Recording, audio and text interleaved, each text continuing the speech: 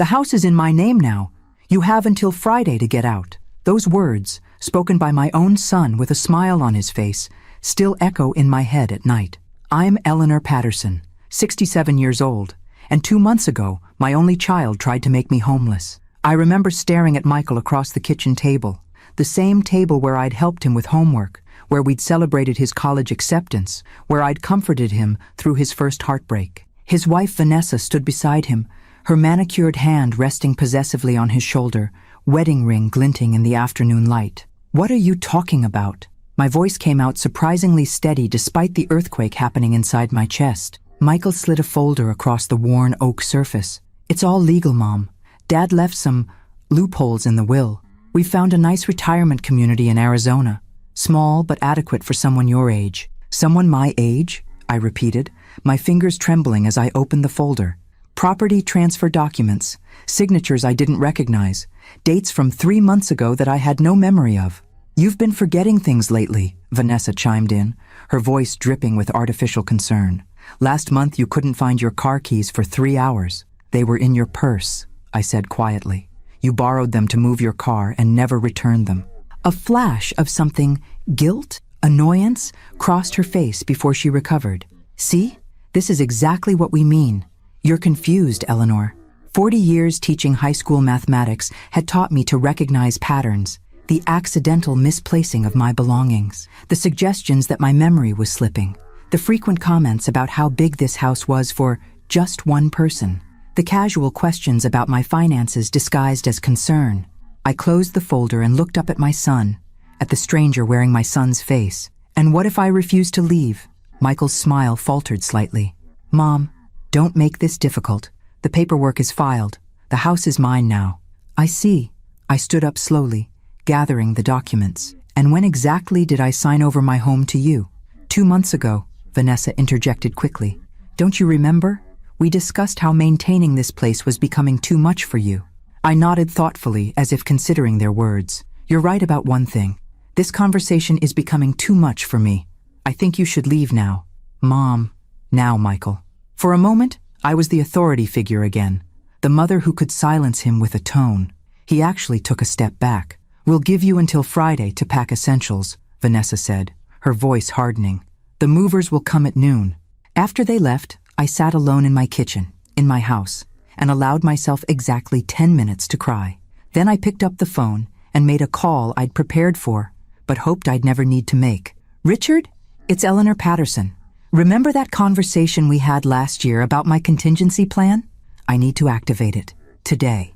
Richard Harmon had been my late husband's attorney for 30 years and my trusted friend for longer. He'd also been the one to help me secretly move $800,000 into a blind trust 6 months before my retirement, a decision that had felt paranoid at the time, but now seemed like divine intervention. "They finally made their move?" His voice was grim. "Yes, apparently I signed away my house 2 months ago, while I was at my sister's in Michigan." The silence on the other end spoke volumes. "I'll be there in 30 minutes, he finally said. "Don't touch anything they gave you. And Eleanor, remember what we discussed. Let them think they've won." After hanging up, I walked through my home of 35 years, the home where I'd raised my son, mourned my husband, and planned to live out my days. Family photos lined the hallway, including one from Michael's wedding day 5 years ago. He looked so happy, so much like his father. When had things changed? When had money become more important than his mother's well-being? I stopped at the last photo, taken at my retirement party just 3 months ago. Michael and Vanessa flanking me, all smiles and champagne toasts. "We're so proud of you, Mom," he'd said that night. "Now it's time to enjoy the fruits of your labor." I just hadn't realized they meant to enjoy those fruits without me. Richard arrived bearing legal pads and determination. As we sat planning my countermove, I felt something unexpected beneath my grief and shock, a slow burning anger that clarified my thoughts and straightened my spine. "They come back Friday?" Richard confirmed, making notes. I nodded, thinking of Michael's confident smile. "With movers. Apparently I have a new home waiting in Arizona." "Well," Richard said, looking up with the faintest hint of satisfaction, "they're going to find something very different waiting for them here." When Friday came, I was ready. I sat on my porch swing, calm and collected, watching as two moving trucks pulled up behind Michael's Mercedes. My son and his wife emerged, faces set with determination, not even glancing at the front porch as they marched up the walkway, focused on their victory, until they saw who was standing beside me. "Hello, Michael," said Judge Martha Winters, my former college roommate and current circuit court judge. "Your mother has quite a story to tell." The blood drained from my son's face as I held up the folder in my hand. "You really should have checked where I was when these documents were supposedly signed. I believe forgery and elder fraud are still crimes in this state, aren't they, Martha?" Michael froze, but Vanessa recovered quickly. "Whatever she's told you is confused ramblings. We have legal documents." "Fraudulent documents," interrupted Richard, stepping forward from the shadows of the porch. "And we have proof." In that moment, as I watched their expressions shift from confidence to fear, I realized something important. I had been preparing for this betrayal long before I consciously suspected it. Perhaps mothers always know their children, even the darkest parts they try to hide. "You really thought I would leave myself vulnerable?" I asked softly. "After 40 years teaching teenagers, you thought I couldn't recognize a poorly planned scheme." Michael stepped forward, hand outstretched. "Mom, there's been a misunderstanding." "No misunderstanding," I said, rising to my feet. "You have until sunset to get those trucks off my property. After that, we'll continue this conversation with the district attorney present." As they stood frozen on my walkway, I added the words I had rehearsed all night.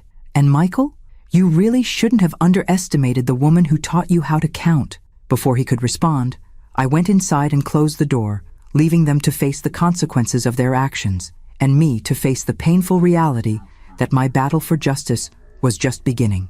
2 days after I confronted Michael and Vanessa, I received the first threatening call.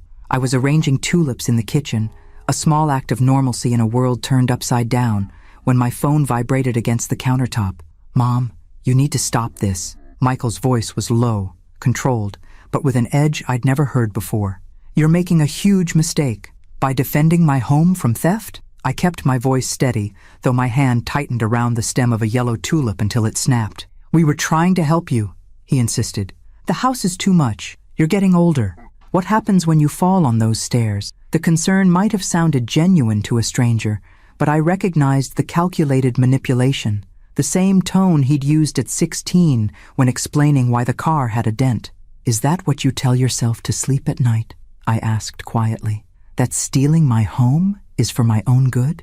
"We have witnesses who saw you sign the papers," he said, ignoring my question. "Your friend the judge won't be able to help when we present our evidence." My heart stuttered. "What witnesses?" "Dr. Landon, for one. He's prepared to testify about your cognitive state." Dr. Thomas Landon, my physician for 20 years, or so I thought. I'd only discovered last week that the real Dr. Landon had retired 6 months ago, and the man who'd examined me at my last checkup was his new partner, Dr. Philip Wells, a man who, coincidentally, was Vanessa's second cousin. "Interesting," I said, forcing my voice to remain calm. "And these witnesses saw me sign papers in Boston while I was photographed at my sister's house in Michigan?" A pause. "You're confusing dates again, Mom." "No, Michael. I'm finally seeing things clearly." I hung up before he could respond. The broken tulip lay on the counter, yellow petals already beginning to curl. I swept it into my palm and threw it away, my movements mechanical. Then I called Richard. "They're bringing in fake witnesses," I told him, "including someone posing as my doctor." Richard was silent for a moment. "This goes deeper than we thought. What do we do?" "We pull the trigger on phase 2, he said firmly. "Meet me at First National tomorrow at 9 a.m. Wear something professional. Bring the insurance documents." That night I couldn't sleep. I paced the hallways of my home, touching familiar walls, straightening pictures that needed no straightening. In Michael's old bedroom, preserved like a museum to my son's childhood, I sat on the edge of the bed and tried to pinpoint the moment I'd lost him. Was it when he met Vanessa? When James, my husband, died and left us both adrift in grief? Or had the seeds been planted earlier in the private school tuitions we'd stretched to afford? The emphasis on success and status that had seemed so important at the time? I opened his bedside drawer and found the Mother's Day card he'd made in 2nd grade. "I love you more than all the stars," he'd written in wobbly handwriting. Had that love been conditional all along? Morning came with no answers, just the steely resolve that had carried me through widowhood and now would carry me through this. I dressed carefully in a navy pantsuit I'd worn to board meetings, applied lipstick with a steady hand, and drove myself to First National Bank. Richard was waiting outside, briefcase in hand. Ready? I nodded, squaring my shoulders. More than ready. Inside, the bank manager, Paul Whitman, another former student, greeted me with respect but curiosity. "Mrs. Patterson, Mr. Harmon, how can I help you today?"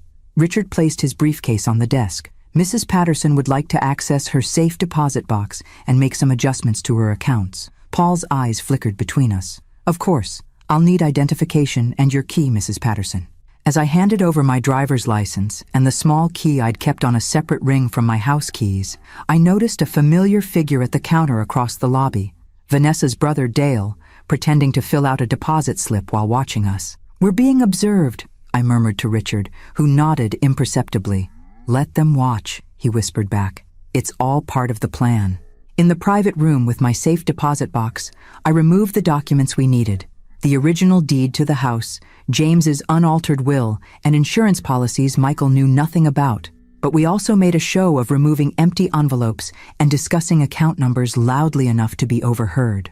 Back at the manager's desk, Richard laid out our actual purpose. "Mrs. Patterson would like to verify that no one has attempted to access her accounts without authorization." Paul typed rapidly on his keyboard, then frowned. "There was an attempt last week to transfer funds from your main account to a new account using your online banking credentials. Our fraud department flagged it because the request came from an IP address in Phoenix, Arizona." My hands grew cold. "Phoenix? Yes, the transfer was denied, but..." He hesitated. "But what, Paul?" I prompted. "There was a second attempt yesterday, with a power of attorney document we hadn't seen before. Our legal department is reviewing it now." Richard and I exchanged glances. They were moving faster than we'd anticipated. "I need to freeze all my accounts immediately," I said, "and I'd like to transfer funds from this account." I slid a slip of paper across the desk to the trust account number listed here. Paul looked at the amount, and his eyebrows rose slightly. "That's nearly everything in your primary savings, Mrs. Patterson." "Yes," I agreed calmly. "And it's still mine to move, isn't it?" "Of course." He began processing the transaction, but his fingers paused over the keyboard. "Mrs. Patterson, forgive me for asking, but are you in some kind of trouble?"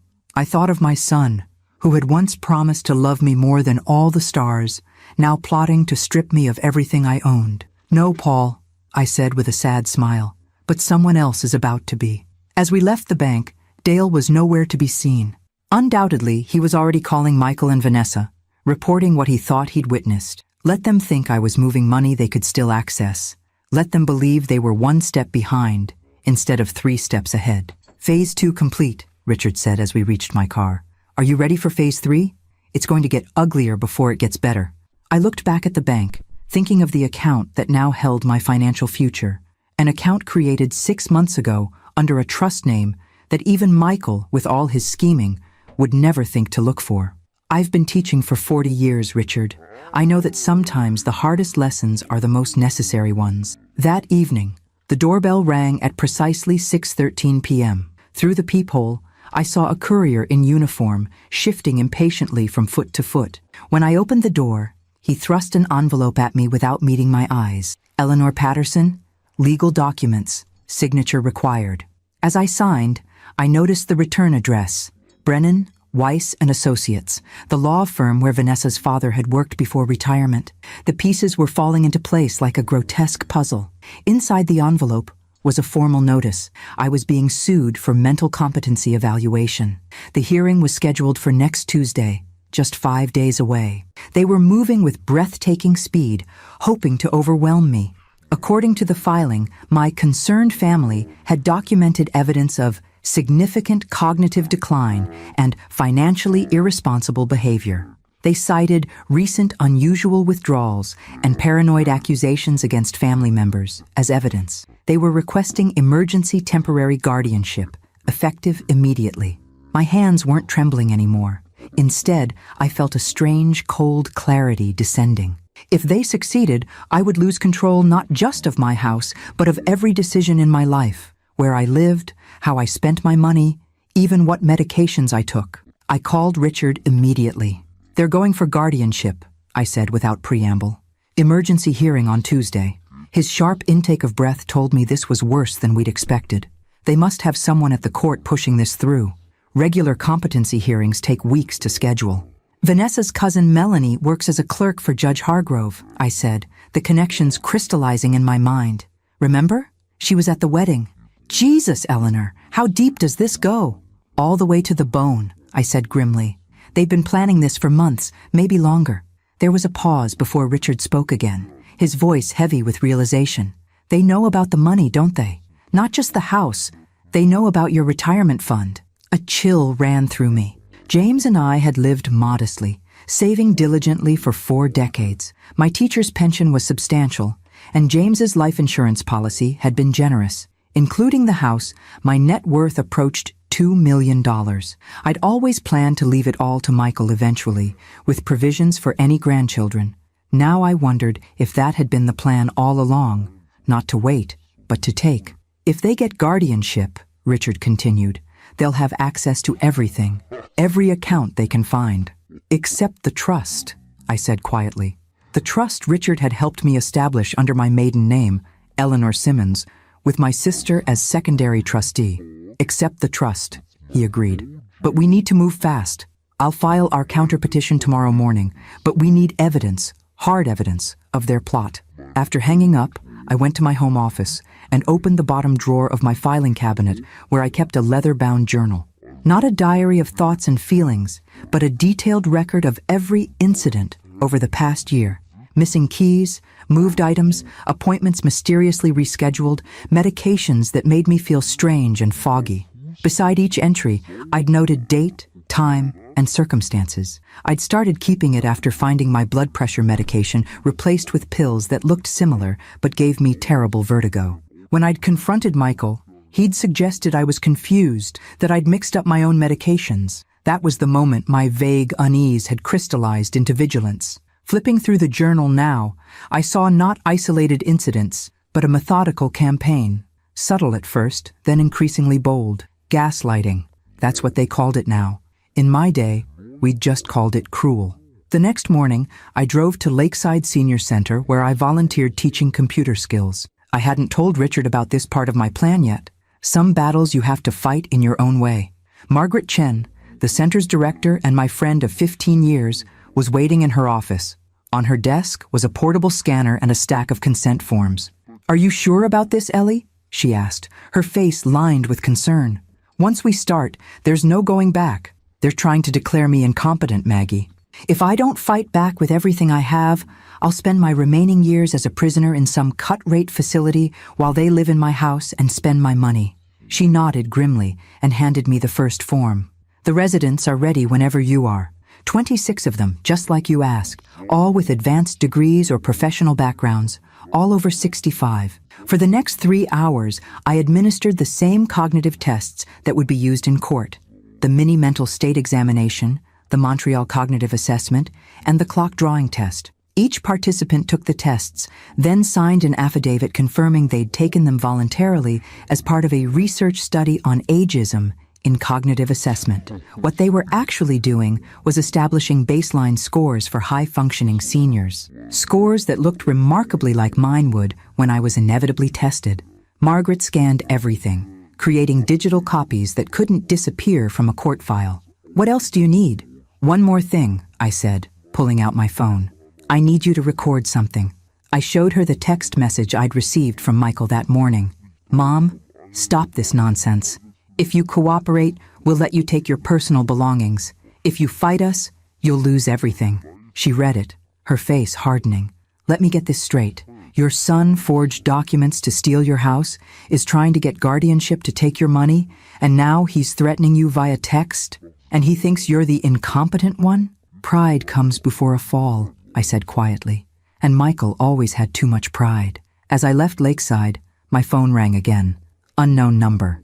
I almost didn't answer, but something told me I should. "Mrs. Patterson?" A young man's voice, vaguely familiar. "It's Tyler. Tyler Dawson. From the bank." I remembered. A teller who had often helped me with deposits. "Yes, Tyler? I'm not supposed to be calling you," he said, his voice low. "But you were always nice to me, and what they're doing isn't right. Someone came in with a court order for your financial records. They're going through everything. Checking accounts, savings, investment portfolios, safe deposit access logs. They're looking for something specific. My blood ran cold. Did they find anything? Not what they wanted, he said. They seemed really angry about some missing money. Mrs. Patterson, I think you should be careful. The man who came in, your son, he scared me. After thanking Tyler and assuring him I'd be careful, I sat in my car, hands gripping the steering wheel. They knew about the $800,000 transfer, but not where it had gone. They were searching, desperate to find it before the hearing. Time was running out for all of us, and I still had one card left to play, the most dangerous one of all. I almost didn't recognize the figure sitting on my porch steps when I pulled into the driveway. Hoodie pulled low, shoulders hunched against the April chill. He looked like any teenager trying to escape notice. But when he raised his head, I saw James's eyes looking back at me, my husband's eyes in my grandson's face. Gran? His voice cracked on the word. At 17, Ethan was caught in that awkward transition. Not quite boy, not quite man. I approached cautiously. Ethan and I had always been close, but I hadn't seen him in weeks. Not since this nightmare began. Are you alone? I asked, scanning the street for Michael's Mercedes or Vanessa's SUV. He nodded. They think I'm at debate practice. I took an Uber. He stood, towering over me now. When had that happened? Gran, what's going on? Dad and Mom are saying he hesitated, that you're confused, that you need help. I studied his face, the furrow between his brows, the uncertainty in his eyes. Ethan had always been the peacemaker in the family, the one who smoothed things over when Michael and Vanessa argued, the one who quietly helped me with dishes after holiday meals while the others watched football. Do I seem confused to you? I asked simply. His eyes held mine. No, you seem angry. Yes, I admitted. I am angry. Come inside, Ethan. There are things you should know. In the kitchen, I made hot chocolate the way I had since he was small. Real chocolate melted into milk, a pinch of cinnamon, homemade marshmallows I kept in the freezer just for him. Some habits of love persist, even when the world is falling apart. As we sat at the table where his father had delivered his ultimatum just days before, I chose my words carefully. Your parents are trying to take my house and my savings. They've forged documents claiming I signed the house over to them. Now they're trying to get legal guardianship over me by claiming I'm mentally incompetent. Ethan's hands tightened around his mug. That's what they've been talking about? When they say you need supervision? I nodded. If they succeed, I'll lose all control over my life. Where I live, how I spend my money, my medical decisions, everything. But why would they? He stopped, the implication sinking in. The money. It's about your money, isn't it? So young, yet so perceptive. Yes, and the house, together, worth close to $2 million. He set his mug down with a thud, chocolate sloshing over the rim. No, Dad wouldn't. He complains about money sometimes, but he wouldn't. Ethan. I reached across the table and took his hand. I have proof, documents, recordings. Your father sent me this just this morning. I showed him the text message. He read it, color draining from his face. Oh, God. I'm fighting this, I said gently. But it's going to get worse before it gets better. There's going to be a court hearing next week. Things will be said. Accusations made. What can I do? He asked, and in that moment he looked so much like the little boy who had once solemnly promised to slay dragons for me that my heart constricted. Nothing, I said firmly. This isn't your battle. You're 17. Your job is to focus on school, on your future. But you're my grandmother. They're lying about you. His voice rose, adolescent indignation flaring. And you're caught in the middle, I acknowledged. If you openly support me, you'll have to live with the consequences at home. I won't put you in that position. Ethan's jaw set in a stubborn line I recognized all too well, the same expression Michael had worn when insisting on trying out for varsity football despite his asthma. I don't care.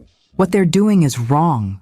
There is one thing, I said slowly, an idea forming, something that wouldn't involve you publicly taking sides. Anything. Information. I need to know what they're planning, what they're saying when they think no one's listening. Not to use against them, I added quickly, seeing his hesitation.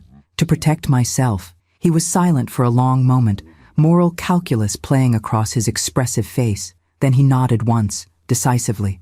I'll help.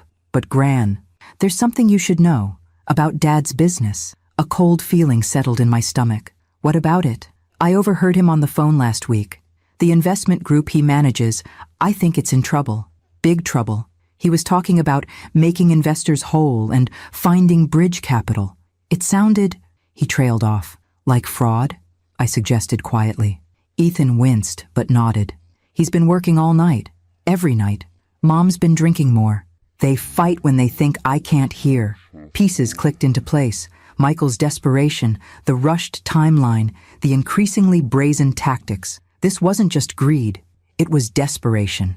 My son wasn't just trying to steal my nest egg. He was trying to save himself from disgrace, possibly even prison. "There's something else," Ethan continued reluctantly.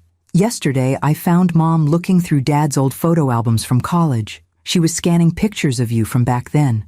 When I asked why, she got weird and closed the laptop. My mind raced. Photos from 30 years ago? What possible use?" Understanding hit like a physical blow. "They're creating a false narrative," I whispered, "looking for pictures where I look intoxicated or confused. College parties, maybe, to suggest a long history of issues." Ethan looked ill. "Gran, I'm so sorry." "Don't be. Knowledge is power." I squeezed his hand. "Now I know to counter with my own documentation."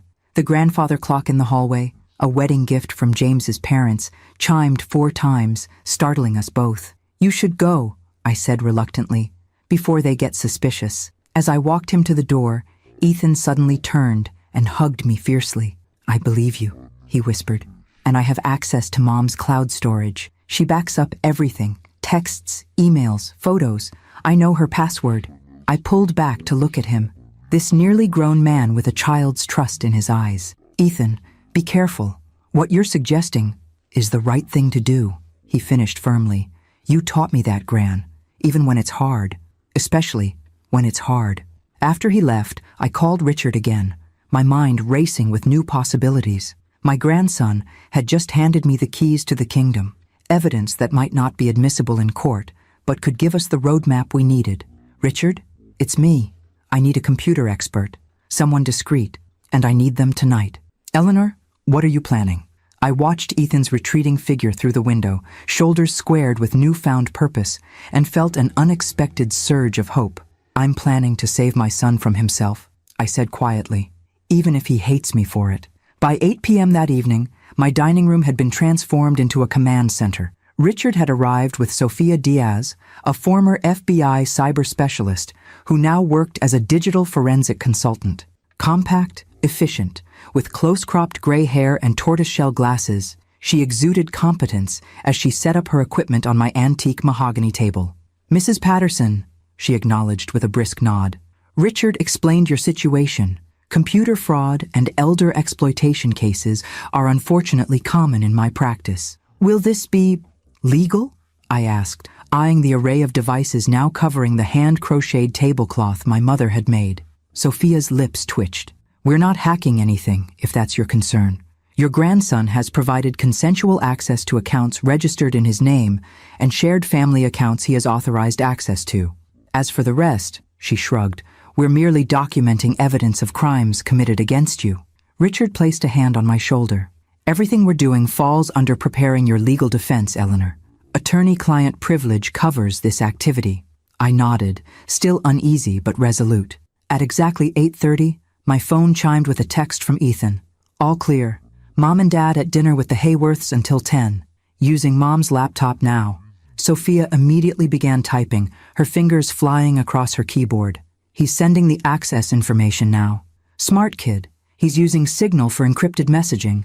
He's always been good with computers," I said, a grandmother's pride momentarily displacing my anxiety. "He built his first gaming PC at 12. Well, he's about to help build a case against his parents," Richard murmured. "Are you sure about involving him, Eleanor?"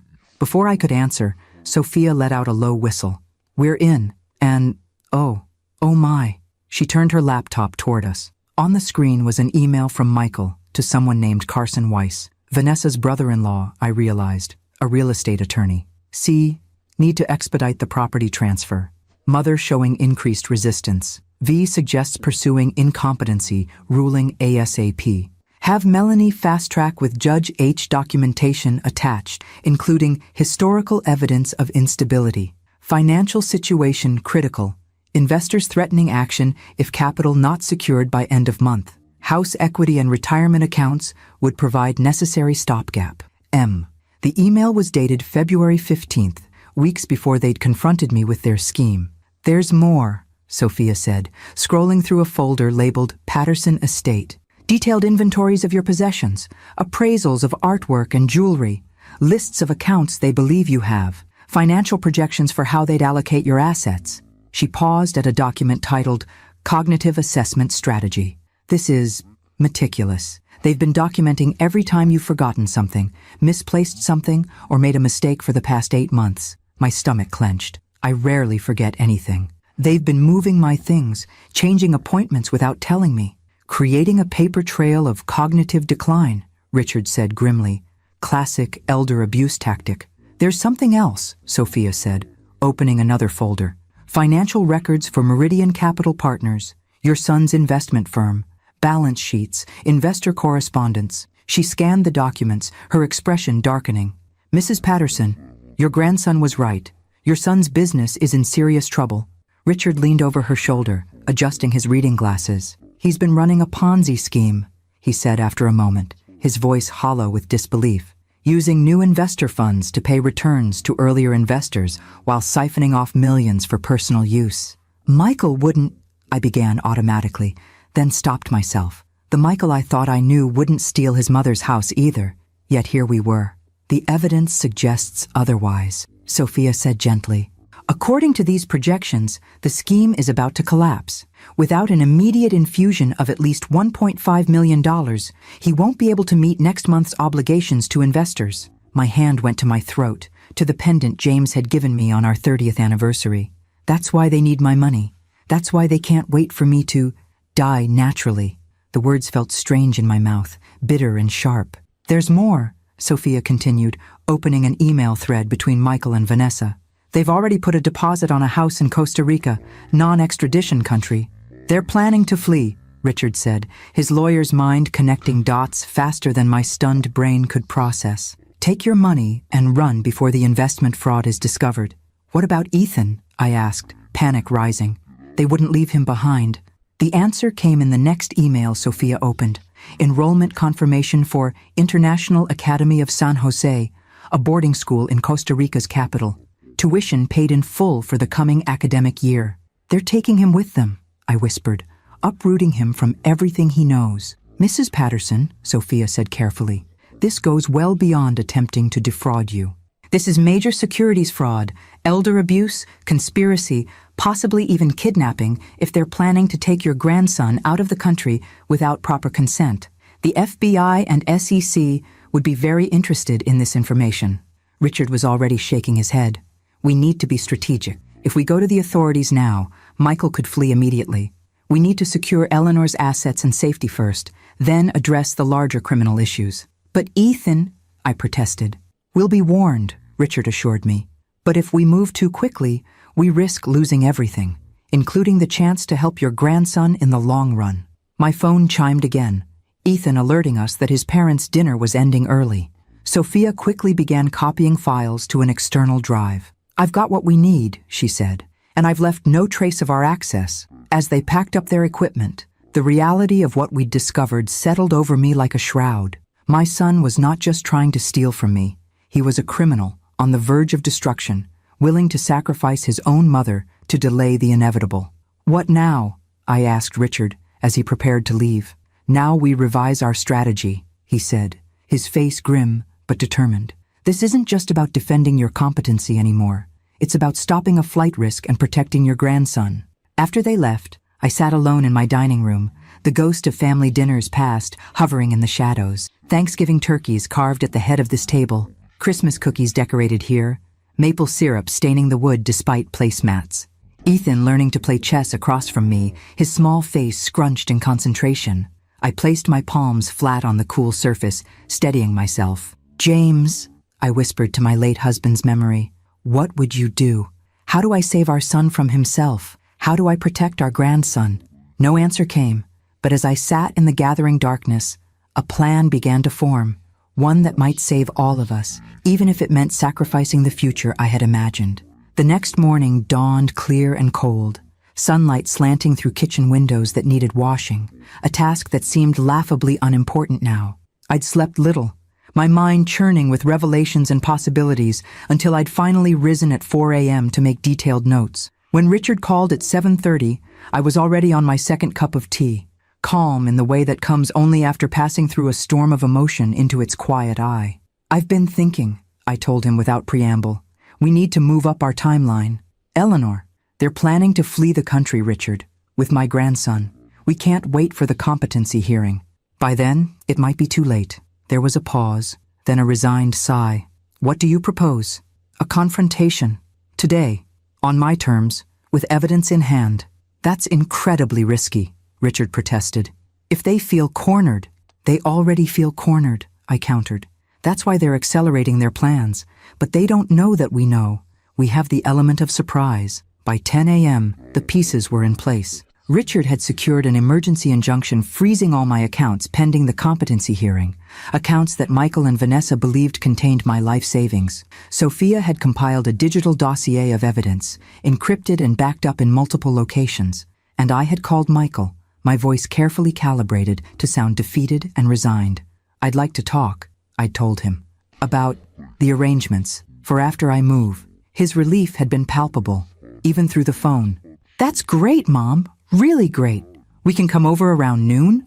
"Perfect," I'd replied, hating the false note of surrender in my voice, but knowing it was necessary. Now I sat in my living room, surrounded by photographs and memories, waiting for the doorbell to ring.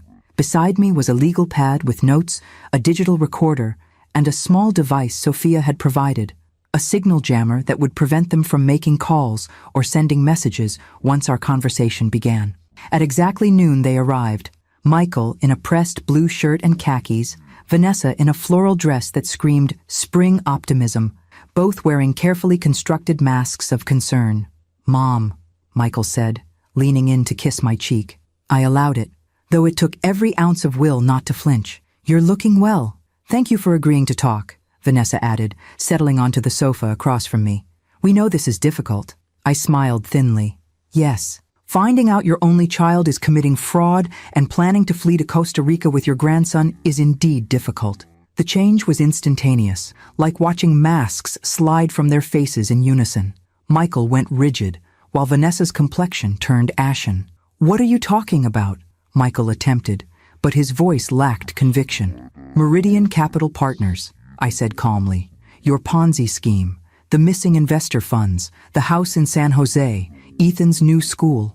Michael's face contorted, rage replacing shock. "You've been spying on us?" "I've been protecting myself," I corrected, "just as you've been protecting me by documenting my supposed cognitive decline." Vanessa recovered first, her socialite's training kicking in as she forced a laugh. "Michael, your mother is confused again. This is exactly why—" "Stop!" I activated Sophia's device with a click. "Your phones won't work now, so don't bother trying to call your attorney or your cousin the court clerk. It's just us, having an honest conversation at last." I opened the folder beside me and withdrew copies of the emails we'd discovered, sliding them across the coffee table. "You're facing securities fraud charges that carry up to 20 years in federal prison, Michael. Not to mention elder abuse, attempted financial exploitation, and conspiracy." He didn't touch the papers, but his eyes scanned the top document, and I watched the blood drain from his face. "How did you—" he began, then stopped, realization dawning. "Ethan, he helped you. He loves his grandmother," I said simply, "and he deserves better than being dragged to another country as part of your escape plan." Michael stood abruptly, pacing like a caged animal. "You don't understand. These investors, they're not small-timers. If I can't pay them back, they won't just sue me. They'll— hurt you?" I finished quietly. "Is that why you were willing to destroy me? Physical fear?" "We never wanted to hurt you," Vanessa interjected, her perfect facade cracking. "The facility in Arizona is very nice. You'd have been comfortable. While you emptied my accounts and sold my home," I added, "using a false incompetency ruling to give yourselves legal cover." Michael whirled to face me. "What choice did I have?" he demanded, voice rising. "The market turned.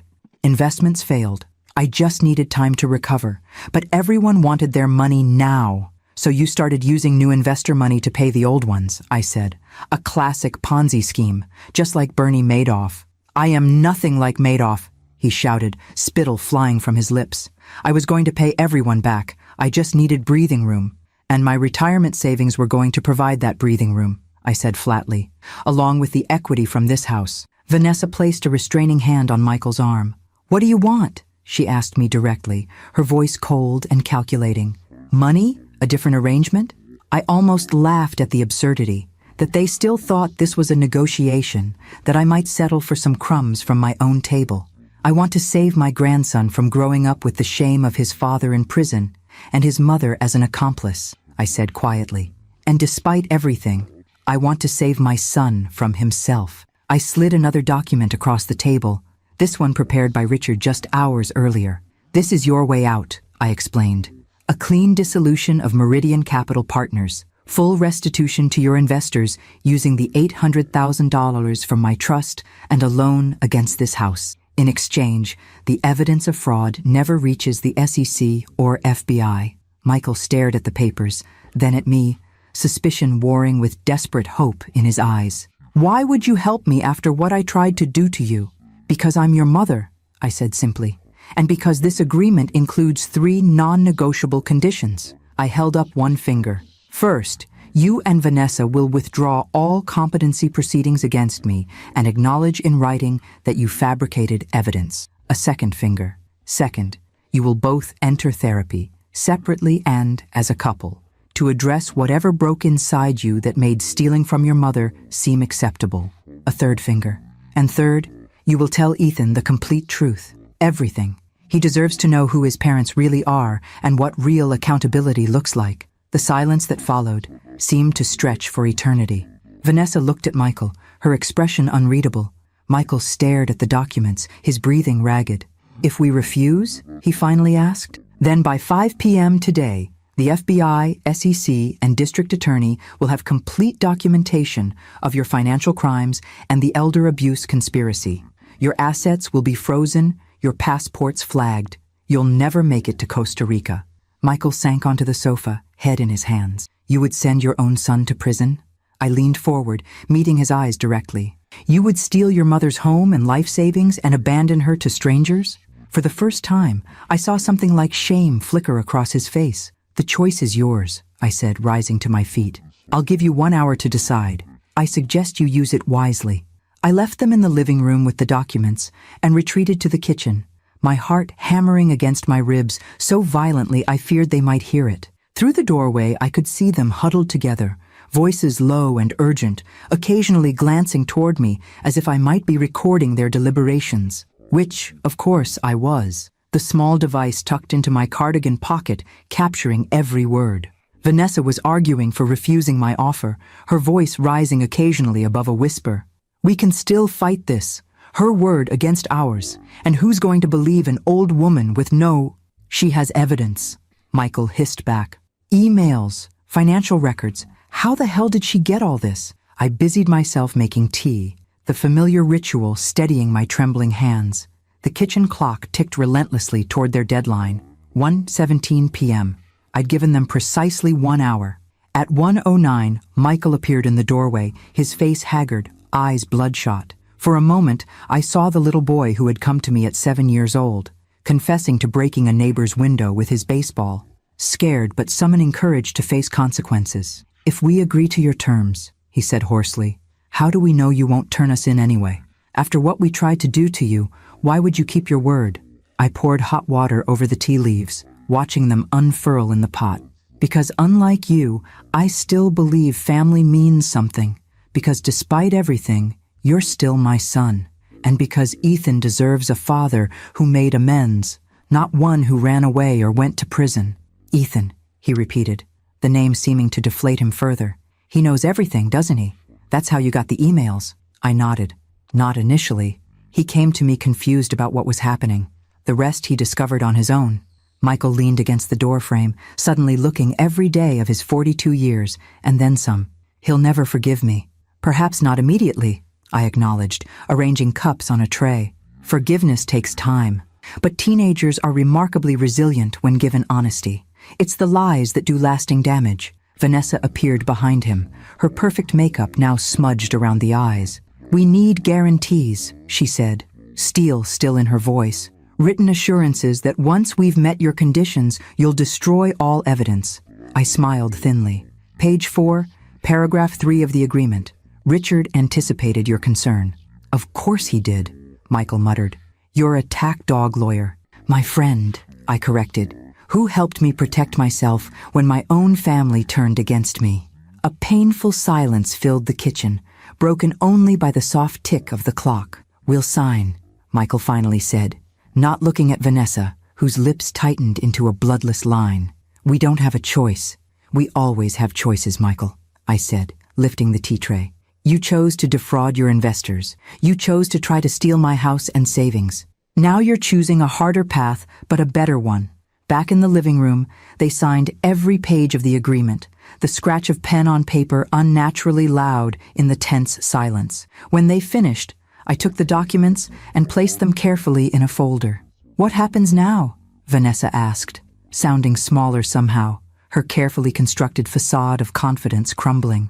"Now we begin the process of making things right," I said, "starting with Ethan." Michael's head snapped up. "Now? Today?" "Yes. He's waiting at Richard's office. We'll go there together, and you will tell him everything. The financial troubles, the plan against me, all of it." "He'll hate us," Vanessa whispered. "He'll be angry and hurt," I corrected. "With good reason. But he needs to hear the truth from you, not pieces and fragments he's discovered on his own."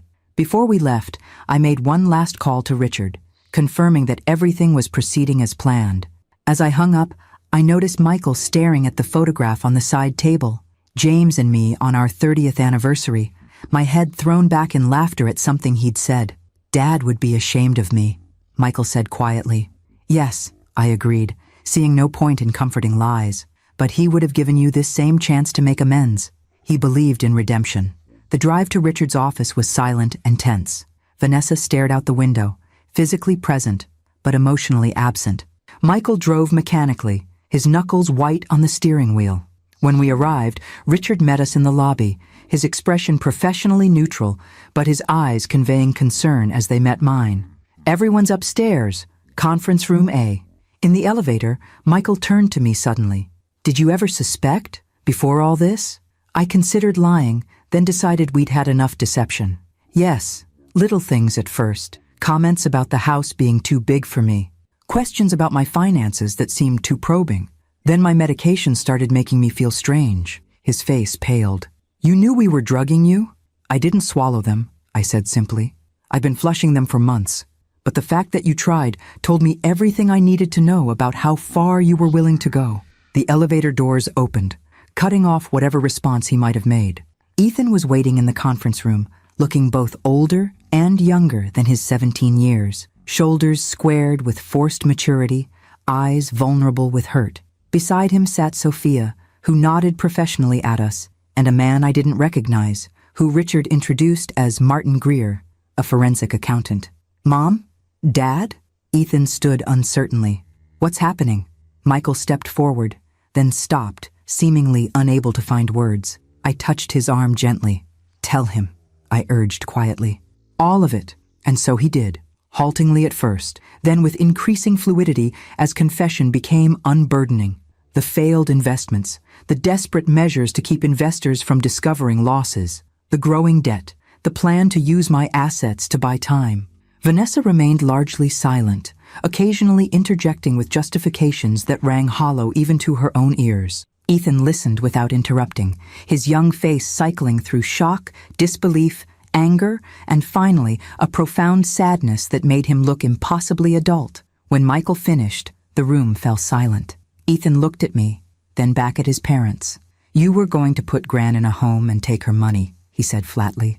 "After everything she's done for us, for me." "Ethan, we were desperate," Vanessa began, but he cut her off with a gesture so reminiscent of his grandfather that my breath caught. "Don't," he said sharply. "Just don't make excuses." He turned to me, his eyes swimming with unshed tears. "I'm sorry, Gran. I should have told you sooner what I suspected. You did exactly what you should have. I assured him, reaching for his hand. And now we're going to fix this. Together. Richard cleared his throat. The restitution plan is already in motion. Mrs. Patterson's trust funds will be used to partially repay investors, alongside the equity loan on the house. Mr. Greer will oversee the dissolution of Meridian Capital and ensure all documentation is properly filed with regulatory authorities. What about us? Ethan asked, the question hanging in the air like a physical thing. Where do we go from here? I squeezed his hand. One step at a time, I said gently. One honest step at a time. 3 weeks after the confrontation, I stood in my garden, deadheading roses, the familiar rhythm of the task bringing a semblance of normalcy to days that had been anything but normal.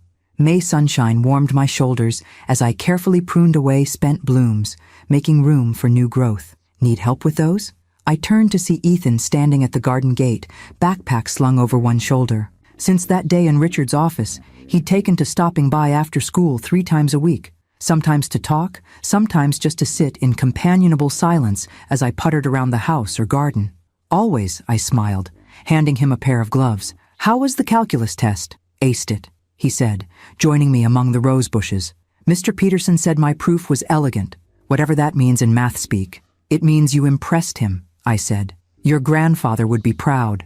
We worked side by side, the snip of shears punctuating our conversation about school, friends, normal teenage concerns that felt precious in their ordinariness. Neither of us mentioned the elephant that had taken up residence in our lives, the ongoing legal and financial untangling of Michael's fraud, the twice-weekly therapy sessions, the awkward new reality of our family, until Ethan set down his shears and asked, "Have you heard from Dad today?" I shook my head. Not since Monday. We're meeting tomorrow with the financial advisor. Another silence fell, this one heavier. He's trying, Gran, Ethan said finally. I know it doesn't make up for what he did, but he's really trying. I know, I said gently. People can change when they're brave enough to face their mistakes. Ethan snipped viciously at a withered bloom.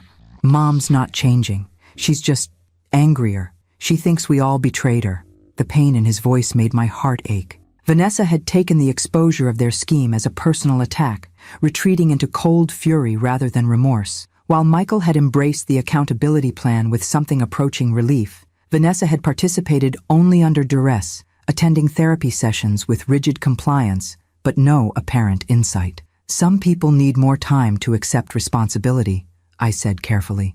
Your mother's pride was a big part of her identity. Her pride, Ethan echoed bitterly. That's why we were going to steal your house and money? So she could keep pretending we were rich? I set down my gardening tools and faced him directly. Ethan, listen to me. What your parents did was wrong. Deeply, unforgivably wrong. But understanding why people do terrible things doesn't excuse those actions. It just helps us make sense of them. He looked away, blinking rapidly. Dad says he did it because he was scared, that these investors were dangerous people. Fear makes people do desperate things, I acknowledged, but there were other options. He could have come to me honestly, asked for help. Would you have helped him? Ethan asked, genuine curiosity in his voice, even knowing he'd committed fraud. I considered the question carefully, owing him the truth rather than a comforting platitude. I would have been devastated by his choices, angry, disappointed. But yes, I would have helped him find a legal way forward. Not by covering up his crimes, but by facing them with him. Ethan nodded slowly, absorbing this. Last night, I heard them fighting again. Mom wants to move, says she can't face people here anymore. Dad says we have to stay and face the music. It's like they're not even the same people I knew a month ago. They're not, I said simply. Crisis reveals character, sometimes even to ourselves. Your father is discovering he has the courage to face consequences. Your mother is still finding her way. I didn't add what we both knew, that Vanessa might never find that way, that their marriage might not survive this reckoning. Some truths were too heavy to voice aloud, especially to a child caught in the crossfire. I've been thinking, Ethan said, changing the subject with transparent relief, about college next year. Harvard is still your dream, isn't it? I'd been saving for his education since the day he was born, a separate account Michael hadn't known about, thankfully. It was, he admitted. But now I'm thinking about UVA. Their computer science program is excellent, and it's only 2 hours away. Ethan, I said gently, don't make decisions based on worrying about me. I'm not going anywhere. He met my eyes, suddenly looking very grown up. It's not just about you, Gran. It's about me too. After everything that's happened, I want to be somewhere that feels grounded, connected to what matters. My throat tightened with unexpected emotion. Well, UVA would be lucky to have you. We returned to our gardening, the conversation shifting to lighter topics. As the afternoon waned, I invited him to stay for dinner, but he declined. Dad's cooking tonight, he explained. Part of his new be present thing from therapy. Last week he made lasagna that was actually edible. Progress indeed, I smiled, walking him to the gate. After he left, I continued working in the garden until dusk, thoughts turning to the meeting scheduled for tomorrow. Michael, Richard, the financial advisor, and I would be reviewing the final restitution plan for the investors. Most had agreed to accept 80 cents on the dollar, relieved to recover any portion of their investments and eager to avoid the publicity of a fraud case. My $800,000 trust fund was gone, transferred directly to the restitution pool. The home equity loan had provided another $400,000. Michael had surrendered their vacation property in the Outer Banks and liquidated investment accounts, contributing another $300,000. All told, nearly $1.7 million had been assembled to repay the $2.1 million owed. It wasn't perfect justice, but it was the best possible outcome given the circumstances. No criminal charges, no prison time, but significant financial penalties and mandatory financial oversight for 5 years. As twilight deepened into night, I gathered my gardening tools and headed inside, bones aching from the unaccustomed labor. In the kitchen, I washed dirt from beneath my fingernails and contemplated dinner, settling on a simple omelet. The house felt different now, neither the threatened space it had been during Michael's scheme, nor the lonely widow's dwelling it had been after James died. It was mine again, securely mine, though changed by the knowledge of what had nearly happened within its walls. As I whisked eggs in a bowl, the phone rang.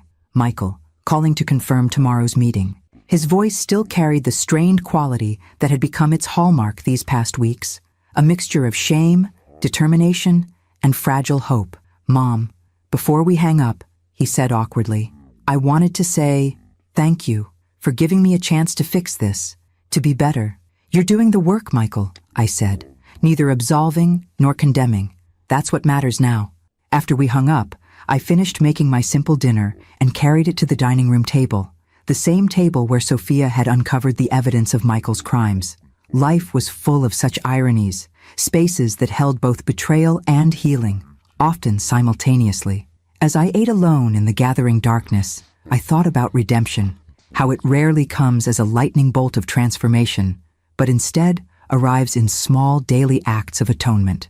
Michael cooking dinner for his son, Ethan choosing a college that kept him connected to family, me deadheading roses to make room for new blooms. None of us would ever be the same, but perhaps, in time, we might become something stronger in the broken places. Summer arrived with punishing heat and the slow, painful rebirth of something resembling normal life. By July, the legal arrangements were finalized, the investors paid according to the negotiated settlement, and Meridian Capital Partners officially dissolved. Michael had found work at an accounting firm, a significant step down in prestige and pay from running his own investment company, but steady employment with a boss willing to give him a second chance, provided he disclosed his history. On the third Thursday in July, I sat on my porch swing waiting for Richard to arrive. We had fallen into the habit of weekly afternoon meetings, ostensibly to review lingering legal matters, but increasingly just to enjoy each other's company. At 71, Richard was 4 years my senior, a widower with a dry wit and a kind heart beneath his lawyerly exterior. Today, though, our meeting had a specific purpose. I'd made a decision that required legal assistance, one I hoped I wouldn't regret. Lemonade looks refreshing, Richard commented as he settled beside me on the swing, accepting the glass I offered, though this heat might call for something stronger. It's barely 3 o'clock, I chided, though I smiled as I said it. A mere technicality. He took a long sip, then set the glass on the small table beside us. So, you're sure about this? I nodded, gazing out at the street where neighborhood children rode bikes through sprinklers set up on lawns. I've given it considerable thought. Amending a trust is no small matter, Eleanor, especially given recent events. That's precisely why it needs amending, I said firmly. The original trust left everything to Michael, with provisions for Ethan's education. Obviously, circumstances have changed. Richard sighed, retrieving documents from his briefcase. The new structure would place half your estate in trust for Ethan, accessible in staged distributions at 25, 30, and 35.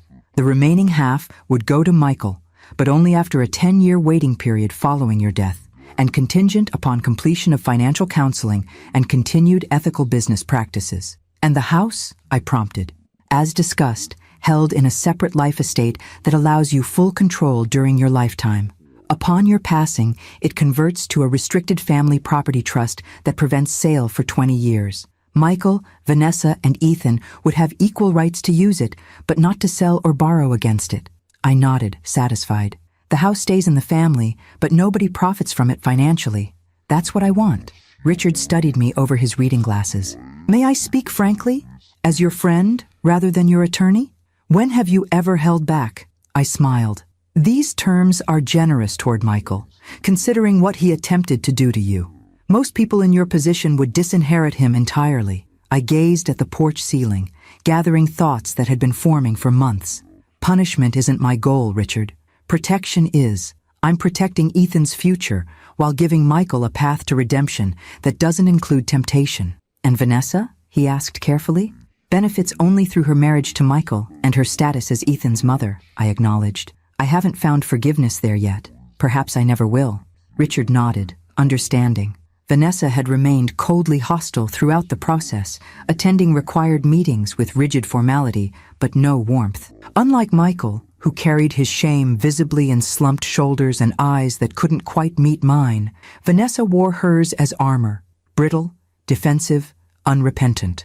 We spent the next hour reviewing and signing documents, the legal language a poor vessel for the complex emotions behind my decisions. When we finished, Richard gathered the papers and stood to leave. Will you tell them about the changes? He asked. Michael, yes. Soon. He needs to understand there are lasting consequences, even with forgiveness. As for the details, those can wait until my will is actually executed, hopefully many years from now. After Richard left, I remained on the porch, watching shadows lengthen across the lawn as afternoon drifted toward evening. The weight of decisions made and yet to be made pressed on me, not unpleasantly but persistently, like a hand resting on my shoulder. At 5:30, a familiar car pulled into my driveway, Michael's new used sedan, a practical Camry that had replaced his leased luxury vehicle. He emerged looking tired but composed, dress shirt wrinkled from a day at the office, tie loosened at his neck. Mom, he greeted me, climbing the porch steps. Got your message. Everything okay? Fine, I assured him, patting the swing beside me. Sit. I thought we might talk before dinner. He settled cautiously, the swing creaking beneath our combined weight. Ethan mentioned you invited us for Sunday. That's still good? Of course. I'm making pot roast. A small smile flickered across his face. Dad's favorite. Yes, I agreed softly. James had been gone 6 years now, but his absence still echoed in these small moments of remembering. We sat in silence for a moment, the swing moving gently back and forth, cicadas humming in the oak trees flanking the yard. I amended my trust today, I said finally, deciding directness was kindest, and my will. Michael stiffened slightly but nodded, eyes fixed on the porch railing. I assumed you would, after everything. You're still included, I continued, watching his face carefully. But with conditions and delays that weren't there before. Ethan will receive his portion directly. He exhaled slowly. That's more than fair, more than I deserve. It's not about deserving, Michael. It's about learning. He turned to look at me then, his eyes, so like his father's, swimming with emotions too complex to name. I keep trying to understand how I got here, how I became someone who could do what I tried to do to you. And? My therapist says it was a perfect storm. Financial pressure, fear, entitlement, rationalization. But those are just words. They don't explain why I was willing to betray my own mother. I considered this, choosing my response carefully. When your father died, what did you feel? Beyond grief. He seemed startled by the question. I don't know. Lost. Angry. Scared, I guess. Scared of what? Of not measuring up. The admission came reluctantly.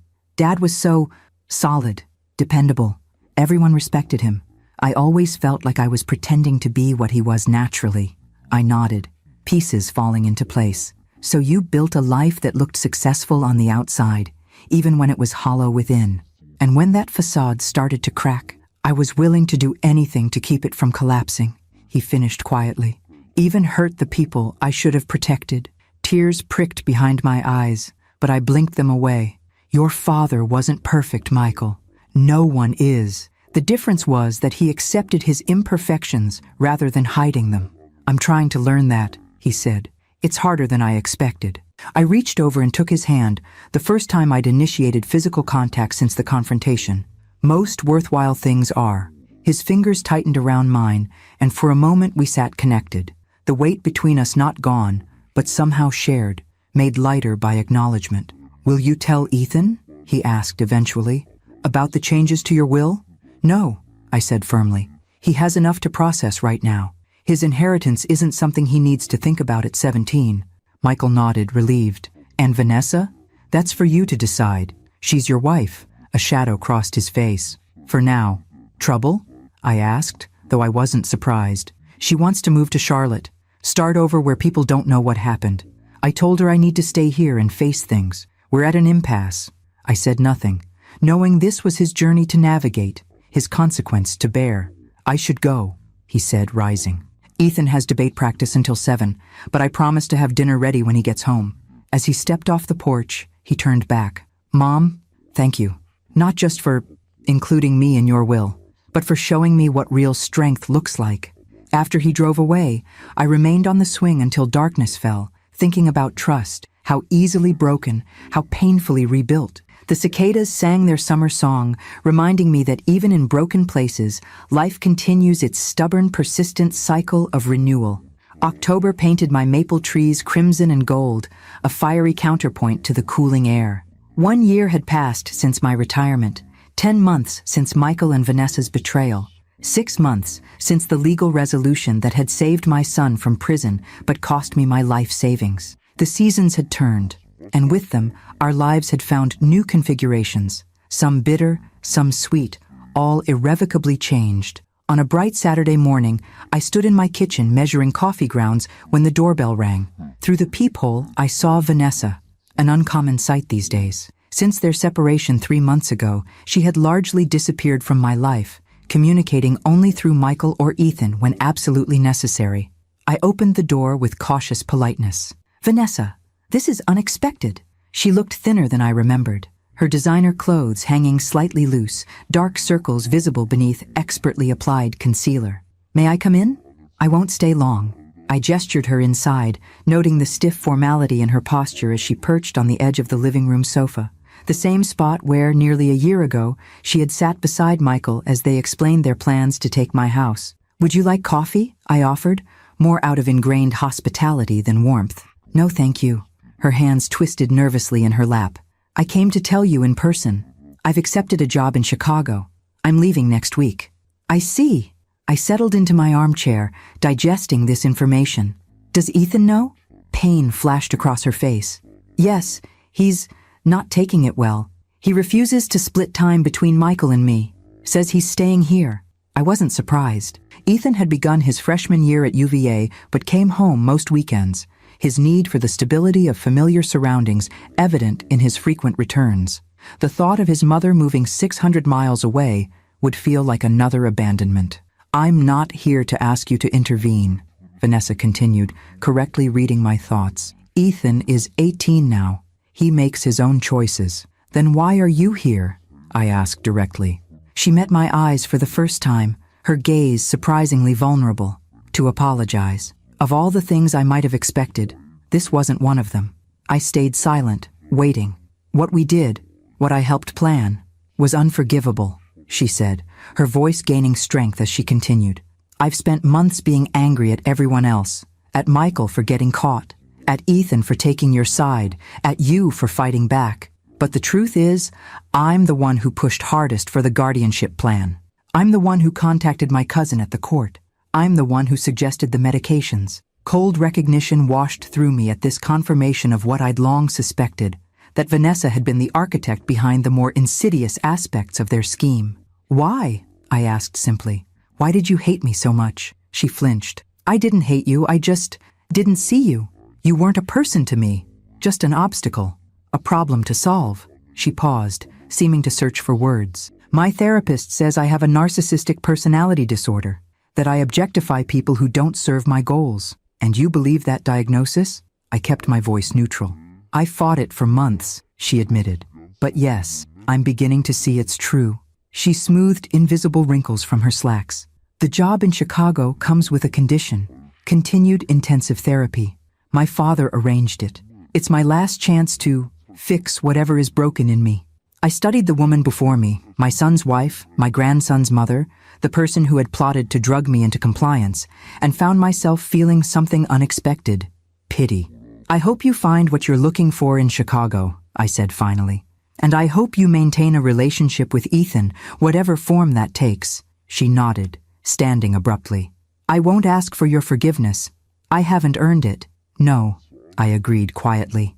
You haven't. At the door she turned back, her expression unguarded for perhaps the first time in our decade-long relationship. For what it's worth, I admire what you did, how you fought back. I hope if I ever reach your age, I have half your strength. After she left, I stood at the window watching her drive away, her car growing smaller until it disappeared around the corner. Some chapters close more quietly than they open, I reflected, with whispers rather than explosions. The following Thursday, exactly 1 year after my retirement party, I stood before a different audience in a community center meeting room. 24 women ranging in age from 60 to 85 sat in folding chairs, notebooks open, expressions attentive. Financial independence is more than having money, I told them, my teacher's voice steady and clear. It's about control, knowledge, the power to make your own choices, regardless of what others think is best for you. This was the third session of the 8-week course I'd developed, Financial Self-Defense for Senior Women. What had begun as casual conversations with friends had evolved into a structured program covering everything from basic estate planning to recognizing signs of financial exploitation.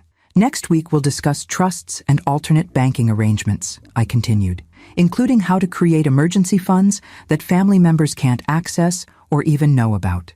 A woman in the front row, Beatrice, a 72-year-old widow whose son had borrowed her retirement savings for a business venture that never materialized, raised her hand. Is that legal? Secret accounts? Absolutely, I assured her. Your money is yours to manage as you see fit. Privacy isn't deception. It's protection. After the session, as I gathered my materials, Richard appeared at the door, a welcome sight in his charcoal suit and burgundy tie. We had been seeing each other, cautiously, tenderly, for 2 months now, rediscovering the sweet awkwardness of late-life romance. Successful class? He asked, helping me with my folders. I think so. 3 women requested private consultations about changing their estate plans. Good. That's good. He hesitated. Ready for dinner? I made reservations at Alessandro's. Our table by the window? I smiled, accepting his arm as we walked to the parking lot. Of course. He stopped before opening my car door. Eleanor, there's something I wanted to ask you.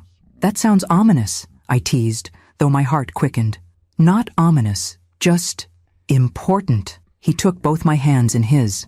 I've been thinking about the future, our future, specifically, how we might share more of it. Richard Harmon, are you proposing? I'm proposing we consider possibilities, he said carefully.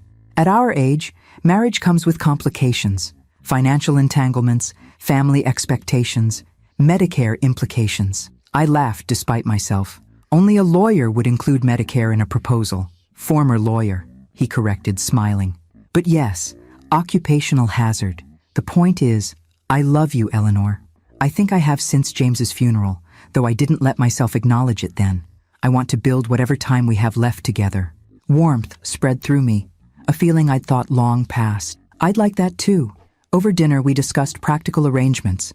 My house or his, mine with its memory-filled rooms and gardening space, how to handle holidays, alternating families, what to tell our children, the simple truth. It wasn't the passionate planning of young lovers, but something equally precious, the measured, clear-eyed choice of 2 people who had seen life's harshest realities and still chose connection. When I returned home that night, I found Ethan waiting on my porch, home from college for the weekend. Gran, I tried calling. He stopped, noticing my dressy outfit and flushed cheeks. Were you on a date? As a matter of fact, I was, I admitted, unlocking the door. With Richard. Your lawyer? His eyebrows shot up, then he grinned. Cool. Dad mentioned you two were seeing each other. He thinks it's great, by the way. Inside, over hot chocolate, Ethan told me about his computer science classes, his new friends, his tentative steps into college life. I listened with the deep attention of someone who knows how precious ordinary moments can be when they follow extraordinary pain. Mom called, he said eventually, stirring his cocoa. From Chicago. She's found an apartment. Wants me to visit at Thanksgiving. Will you go? I asked carefully. He shrugged. Maybe. Dad says I should give her a chance. That she's really trying this time. Your father has become quite wise, I observed. Yeah. Ethan smiled faintly. He's different now. Better, I think. Is that weird to say? Not at all. Sometimes people need to break before they can rebuild stronger. Later, after Ethan had gone upstairs to the guest room that was becoming his weekend sanctuary, I sat on the porch swing watching stars emerge in the autumn sky. My phone buzzed with a text from Michael. Ethan, make it safely? Yes, I replied. We're having breakfast tomorrow if you want to join us. Richard might be here too. A pause then. Sounds good. I'd like that. I set the phone aside and wrapped my cardigan tighter against the evening chill. 1 year ago, I had placed $800,000 in a secret trust, never imagining how crucial that decision would prove. My retirement fund was gone now, my financial future more modest than planned, but I had salvaged something far more valuable: my autonomy, my family, my sense of self. As I rocked gently in the growing darkness, I thought about the women in my class, each protecting herself against an uncertain future. I thought about Ethan, building a life with stronger foundations than his father had. I thought about Richard, offering companionship for whatever years remained to us. The future would bring its own challenges. It always did. But whatever came, I would face it on my terms, in my house, surrounded by the people who had earned the right to remain in my life. Some lessons come at terrible cost, but once learned, they armor us against the world in ways money never could. I closed my eyes, feeling the solid porch beneath me, the house behind me, the sky above me, all mine, all safe. For now, for today, that was enough. Thank you so much for listening. Subscribe to the channel, like, share, and leave your story in the comments if you feel like it.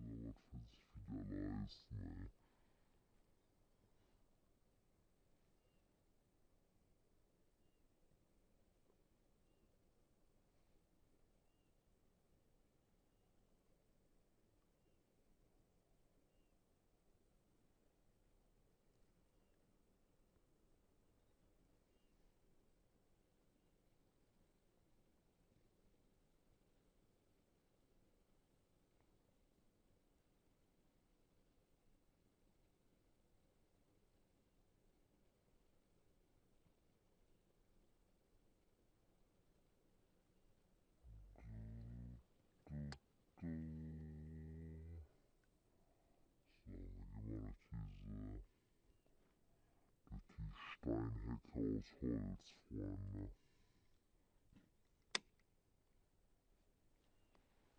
Erstmal da durchmarschieren und gucken, ob wir durchkommen. Weiß nicht, wie das Buschland da aussieht.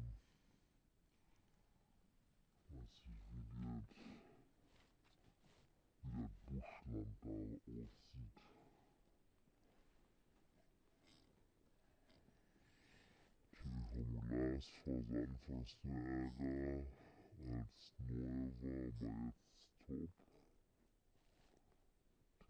Tippitopsen. Tippitopsen.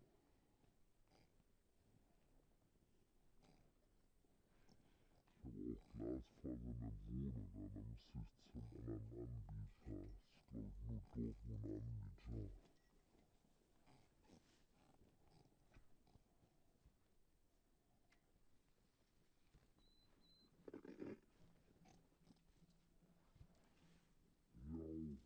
betrayal.